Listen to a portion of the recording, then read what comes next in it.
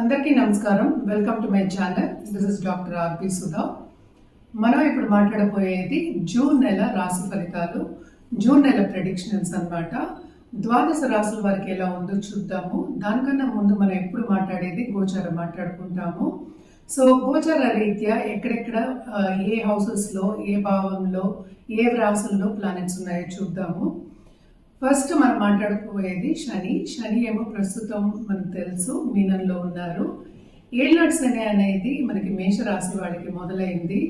అలాగే మీన రాశి వాళ్ళకి రెండో ఘట్టంలో ఉంది, కుంభరాశి వాళ్ళకి లాస్ట్ ఘట్టంలో ఉంది. అలాగే కుంభరాశిలో మనకేమో రాహు ఉన్నారు, సింహరాశిలో ఏమో మనకి కేతు ఉన్నారనమాట. అండ్ మేజర్ మూమెంట్స్ కూడా ఉన్నాయి. సో ఫస్ట్ అది మాట్లాడుకుందాము. వీనస్, శుక్రుడేమో మనకి తెలుసు మేషంలో ఉన్నారు, మే ఎండ్కి వచ్చారు. జూన్ ఎండ్కి 29th జూన్కి ఏమో ఆయనేమో వృషభానికి వెళ్తున్నారు. వృషభంలో ప్రస్తుతం సన్ అండ్ మెర్కురీ ఉన్నారు. మెర్కురీ ఏమో 7th 6th జూన్ అలాగేమో జెమినైకి వెళ్తున్నారు, అంటే మిథునానికి వెళ్తున్నారు. తర్వాత 22nd జూన్కి ఏమో కర్కాటకానికి వెళ్తున్నారు అనమాట. కర్కాటకంలో ప్రస్తుతం మనకి మార్స్ డెబిలిటేషన్ స్టేట్లో ఉన్నారు. సో డెబిలిటేషన్ స్టేట్ నుంచి ఆయన బయటకు వస్తున్నారు 7th జూన్ అనమాట. అలాగే మనకి తెలుసు చంద్రుడు 2 రోజులకు ఒకసారి మారుతూ ఉంటారు. సన్ ఏమో మనకి జూన్ 15కి మిథునానికి వెళ్తున్నారు. సో మిథునంలో ఆల్రెడీ మనకి తెలుసు జూపిటర్ ఉన్నారు, అంటే గురువు ఉన్నారనమాట, మేజర్ గ్రహం. సో ఇది గ్రహస్థితి మనకి జూన్లో ఉన్నది. మేజర్ మూమెంట్స్ ఏంటంటే మనకి శుక్రుడు మూమెంట్ ఉంది, ఎందుకంటే ఆయన వృషభానికి వెళ్తున్నారు అనమాట ఎండ్ మనకి జూన్ ఎండ్కి. అలాగే ఏంటంటే మెర్కురీ మూమెంట్ కూడా ఉందన్నమాట, అలాగే సన్ మూమెంట్ కూడా ఉంది. జనరల్గా ఎప్పుడు మనం పరిహారాలు చెప్పినప్పుడు మనం ఏంటంటే నవగ్రహ స్తోత్రాలు అలాగే నవగ్రహ పూజలు చేయమని చెప్తాము. అది లేని పక్షాన్ని ఏంటంటే నవగ్రహం చుట్టూ ప్రదక్షిణ చేయడం వెరీ వెరీ ఇంపార్టెంట్. అంటే ఒక 9 టైమ్స్ కానీ 11 టైమ్స్ కానీ 54 టైమ్స్ కానీ లేకపోతే 108 టైమ్స్ కానీ చేయొచ్చు. సో నిత్య పూజలు చేసే వాళ్ళకి ఎప్పుడైనా సరే పాజిటివిటీ అనేది ఎక్కువ ఉంటుంది.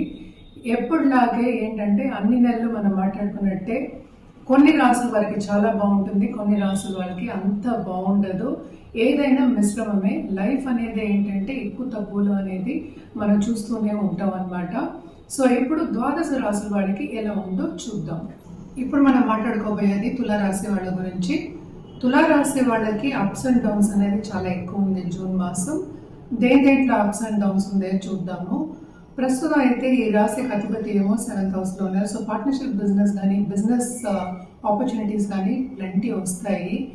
కానీ ఏంటంటే వీళ్ళకి కొంచెం యాంగ్జైటీ ఇష్యూస్ అలాగే ప్రెషర్ ఇష్యూస్, చేసే పనిలో కూడా చాలా మటుకు బాధ్యతలు ఎక్కువ అవ్వడం ఇవన్నీ ఎక్కువ కనిపిస్తున్నాయి అన్నమాట.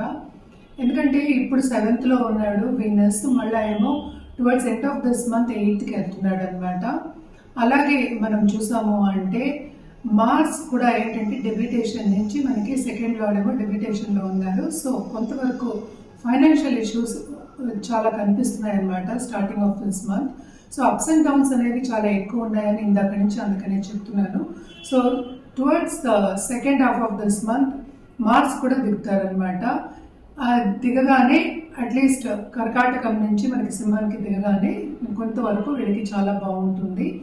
అదొకటి కాకుండా మనం చూసాము అంటే 9thలో మనకి జూపిటర్ ఉన్నారు. జూపిటర్ చూపేమో మనకి ప్రస్తుతం తులా మీద ఉంది. సో తప్పక వీళ్ళకి ఏంటంటే ఏది చేసినా కొంతవరకు పాజిటివిటీ అనేది కనిపిస్తోంది.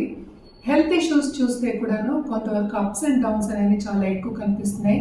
ఇన్ఫెక్షన్స్ వచ్చే ఛాన్సెస్ కూడా ఎక్కువ కనిపిస్తున్నాయి అన్నమాట ఈ మాసంలో. కెరియర్ పరంగా నేను ఇందాక చెప్పినట్టు ఆపర్చునిటీస్ చాలా వస్తాయి. ఎస్పెషలీ ఆర్ట్ రంగంలో ఉన్నవాళ్ళు, సినిమా రంగంలో ఉన్నవాళ్ళు and also independent consultants, lawyers అని మనం చాలా చెప్పుకుంటూ ఉంటాం తులాలో. సో వీళ్ళందరికీ చాలా బాగుంటుందన్నమాట. కానీ 5th లార్డ్ ఏమో 6thలో ఉన్నాడు. ఈ రాశిలో ఉన్న వాళ్ళ పిల్లల మీద కొంచెం ధ్యాస పెట్టవలసిందిగా వాళ్ళకి సూచన అనమాట. ఎందుకంటే వాళ్ళ మీద ఖర్చు పెట్టడం, వాళ్ళతోటి కొంచెం ఇబ్బంది పడడం ఈ నెలలో కొంచెం కనిపిస్తుంది అనమాట. మనం అనుకున్నది సాధించకపోవడం అనేది, పిల్లలు సాధించకపోవడం అనేది కొంచెం కనిపిస్తుంది. అంటే డిస్సాటిస్ఫాక్షన్ అసంతృప్తి అనేది కొంతవరకు కనిపిస్తోంది. అలాగే మనం చూసాము అంటే ఇప్పుడు సన్ కూడా మూవ్ అవుతున్నారు, అంటే 11th లార్డ్ కూడా 9th మూవ్ అవుతున్నారు కనుక తప్పక పాలిటీషియన్స్కి చాలా బాగుంటుంది. అండ్ పొలిటికల్గా కనెక్షన్ ఉన్న వాళ్ళకి, అలాగే ఏంటంటే ఉన్నత వ్యక్తుల సత్సంబంధాలు ఉన్న వాళ్ళందరికీ మంచి opportunities second half of this month నుంచి బాగుంటుందన్నమాట. అదొకటి కాకుండా ఆకల్ సైన్సెస్ మీద ఇంట్రెస్ట్ అనేది పెరుగుతుంది.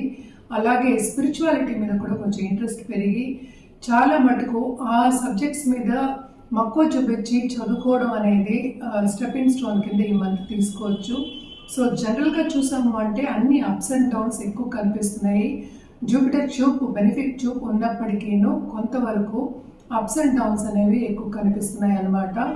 అనుకున్నది ఏంటంటే ఆపర్చునిటీస్ వచ్చేప్పటికీ తీసుకోలేకపోతారు, ఎందుకంటే కొంతవరకు హెల్త్ ఇష్యూస్ అనేవి ఇబ్బంది పెడతాయి అన్నమాట. దాని మీద ఖర్చు కూడా ఎక్కువ అవుతుంది.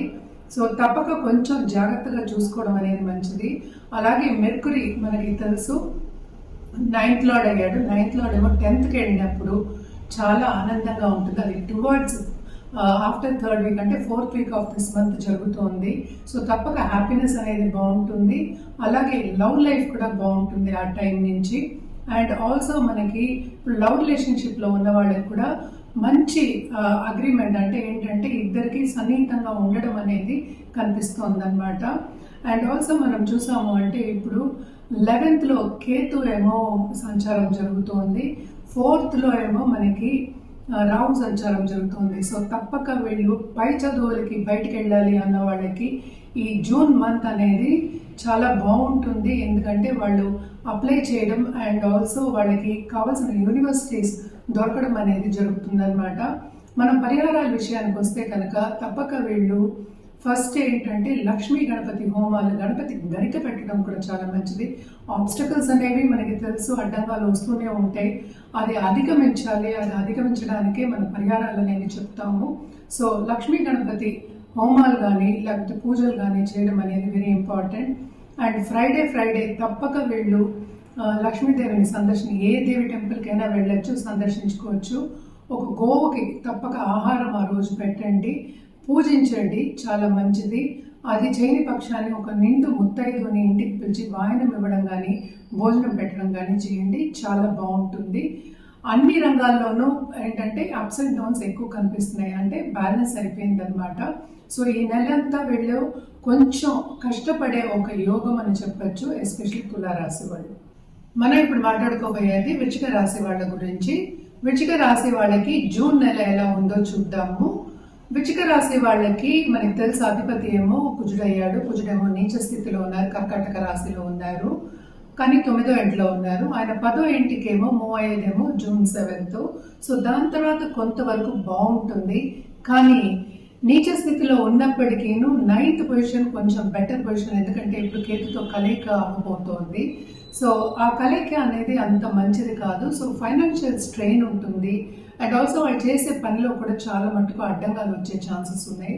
అంటే ఏంటంటే తొందరపాటుగా నిర్ణయాలు తీసుకోకూడదు, అదొకటి. అండ్ ఆల్సో తొందరగా పనిచేసినా కూడాను, చురుగ్గా పనిచేసినా కూడా వాళ్ళు ఎవరి మనన పొందరు, అంటే అప్రిసియేషన్ అనేది కొంచెం తక్కువ ఉంటుంది.